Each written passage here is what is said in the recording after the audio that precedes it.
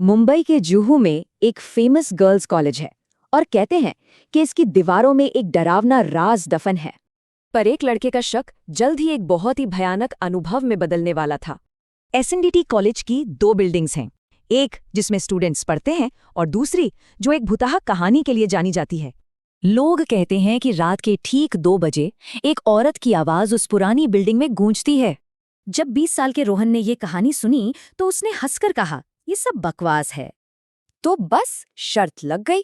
रोहन ने अपने दोस्त विशाल के साथ आधी रात को वहां जाने का प्लान बना लिया। घुप अंधेरे का फायदा उठाकर दोनों पीछे के रास्ते से अंदर घुस गए। तभी उस खामोशी को चीरती हुई एक आवाज आई। कोई महिला मल्टीप्लिकेशन टेबल्स बोल रही थी। ये सुनकर विशाल तो बुरी तरह डर गया, पर रोहन को लगा कोई मजाक कर रहा है और वो आवाज की तरफ बढ़ गया। जैसे ही वो एक क्लासरूम के पास पहुंचे, आवाज अचानक बंद हो गई और वहां अजीब सी ठंडक थी। फिर एक जोरदार थप्पड़ की आवाज आई और उसके ठीक बाद कई बच्चों के रोने की चीखें गूंजने लगीं।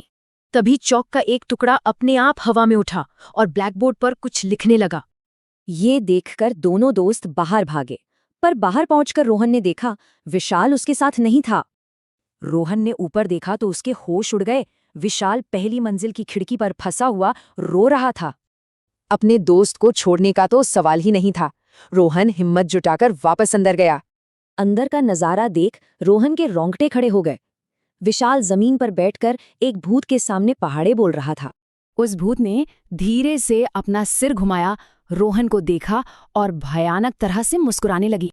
जैसे ही वो भूत उसकी तरफ बढ़ा, रोहन भागा, लेकिन सीढ़ियों पर गिरकर बेहोश हो गया।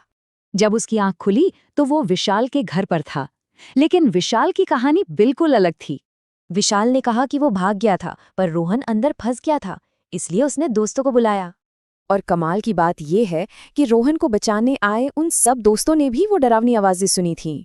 कहते हैं वो टीचर आज भी वहां इंतजार कर रही है अपने अगले स्टूडेंट का। कोई हिम्मत करेगा वहां जाने की?